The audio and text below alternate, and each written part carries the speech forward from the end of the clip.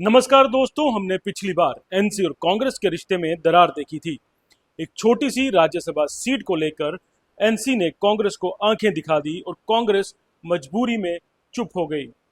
लेकिन दोस्तों, अब इस सियासी जंग में एक तीसरा खिलाड़ी उतर आया है और उसने एनसी के इस पूरे सियासी पोल की ऑपरेशन की नीयत की पोल खोल दी है। हम बात कर रहे हैं जम्मू कश्मीर पीपल्स कॉन्फ्रेंस के लीडर सज्जाद लोन की, जिन्होंने सीधे नेशनल कॉन्फ्रेंस पर विश्वासघात यानी बिट्रियल का इल्जाम लगाया है। और उनका निशाना सिर्फ एनसी नहीं है दोस्तों, उन्होंने कांग्रेस की उस शर्मनाक मजबूरी को खुलेआम कर दिया है, जिसके चलते वो अपमान सहकर भी चुप खड़ी है। चलिए डिटेल में एनालिसिस करते हैं, क्योंकि ये सिर्फ राज्यसभा इलेक्शन नहीं दोस्तों, ये आने वाले कुछ सालों बाद असेंबली इलेक्शंस का ट्रेलर भी है। चलिए पहला पहलू को समझते हैं, एनसी का धोखा और सज्जाद लोन का नीयत पर सवाल। दोस्तों, सज्जाद लोन ने एनसी पर विश्वासघात का सीधा और तीखा इल्जाम लगाया है। उनका आर्गुमेंट सिंपल और पावरफुल है। एनसी ने अपने ऑल वेदर अलाई कांग्रेस को सिक्योर सीट देने से मना कर दिया। सज्जाद लोन ने एनसी से सवाल किया कि आखिर एक ऐसी पार्टी जो सिक्योर टिकट क्यों नहीं दिया गया, जिसने कभी बीजेपी का साथ नहीं दिया। दोस्तों, ये असली सवाल है। सज्जाद लोन जैसे एनसी के विपक्षी ओपोनेंट्स या पीडीपी ने पास्ट में बीजेपी के साथ काम किया है, एनसी ने खुद भी किया है, मगर कांग्रेस जो देश भर में बीजेपी की परमानेंट ऑपोजिशन है, उसने उसे एनसी ने कमजोर सीट ऑफर की, जिसके चलते कांग्रेस को कैंडिडेट उतारने से मना करना पड़ा। इसका मतलब क्या है? सज्जाद लोन की बात सच्ची लगती है। एनसी का मकसद गठबंधन को मजबूत करना नहीं था, बल्कि कांग्रेस को कमजोर करना और दिखाना था कि बिग ब्रदर कौन है। एनसी कांग्रेस को पार्टनर नहीं, सिर्फ एक जरूरत या एक पिछलगू फॉलोअर मान रही है, जिसका फायदा अपनी इंटरनल पॉलिटिक्स में उठाया जा सके। सज्जाद लोन ने एनसी की इस चालाकी को एक्सपोज कर दिया है। अब दूसरा पहलू क्या है? उमर अब्दुल्ला की दो मुखी राजनीति एक्सपोज्ड। दोस्तों, इस सियासी हंगामे में सज्जाद लोन ने उमर अब्दुल्ला के एक बयान को पलटकर उन पर बड़ा और एम्बैरेसिंग सवाल खड़ा कर दिया। उमर अब्दुल्ला ने गुस्से में कहा था कि जो कोई वोट नहीं देगा, एब्सटेन करेगा राज्यसभा इलेक्शंस में, वो कहीं ना कहीं बीजेपी का एलाय होगा या उनकी हेल्प करेगा। ये स्टेटमेंट उन्होंने विपक्षी ऑपोजिशन पार्टीज पर दबाव डालने के लिए किया था, ताकि वो चौथी सीट सिक्योर कर सकें। लेकिन सज्जाद लोन ने उलझन पैदा कर दी। उन्होंने कहा कि अब तो कांग्रेस भी अब्सटेनिंग पर विचार कर रही है, तो क्या इसका मतलब यही है कि कांग्रेस भी बीजेपी की एजेंट हो गई? दोस्तों, इसे एनसी की दो मुखी टू फेस्ड राजनीति साफ दिखती है।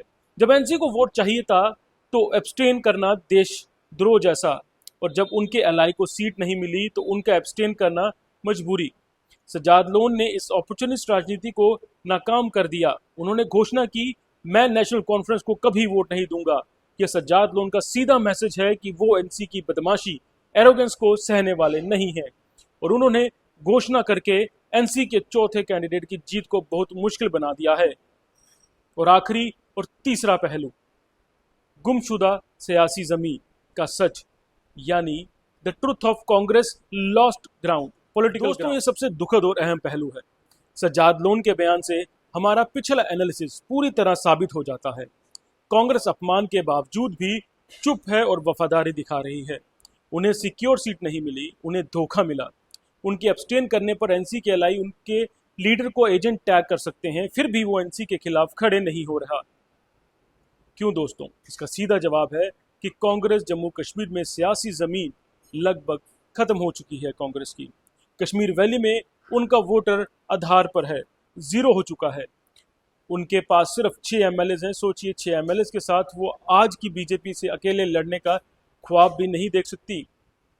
कांग्रेस जानती है कि असेंबली इलेक्शंस में अगर एनसी का बड़ा सपोर्ट नहीं मिला तो वो जेएनके की पॉलिटिक्स से पूरी तरह बाहर हो जाएगी। उनकी ये सियासी बेबसी, पॉलिटिकल हेल्पनेस इंग्लिश में, एनसी को गुरूर करने के मौका दे रही है। सज्जाद लोन ने इस मजबूरी को सामने लाकर रख दिया। ये रिश्ता अब मोहब्बत का नहीं है दोस्तों, ये रिश्ता सिर्फ सियासी उपनिवेश, जो मैंने कल भी कहा था, पॉलिटिकल कॉलोनाइजेशन का है, जिसका पूरा फायदा एनसी उठा रही है। अब इस एनालिसिस का अंतिम विचार, आगे क्या होगा? दोस्तों, एनसी का ये गरूर और कांग्रेस की ये मजबूरी तब तक चलेगी जब तक असेंबली इलेक्शंस नहीं हो जाते। एनसी ने साफ कर दिया है कि उनके लिए कांग्रेस सिर्फ एक जरूरत है, पार्टनर नहीं। सजाद लोन ने जो बयान दिया है उससे एनसी का चौथा कैंडिडेट मुश्किल में पड़ गया है और इसे विपक्षी पार्टीज को एकजुट होने का मौका मिल गया है। सवाल ये है, क्या कांग्रेस आखिरी पल में एनसी को सबक सिखाने के लिए खुलकर वोटिंग से एब्सटेन करेगी या फिर मजबूरी में एनसी के दो कैंडिडेट्स को वोट देकर वफादारी दिखाएगी? ये सियासी दंगल जेएनके की आने वाली पॉलिटिक्स की नई दिशा तय करेगा। आपका क्या थॉट्स हैं इस सख्त पॉलिटिकल एक्शन पर? दोस्तों कमेंट बॉक्स में ज़रूर लिखिए। आप देखते रहिए द अर्थ न्यूज़। जय हिंद।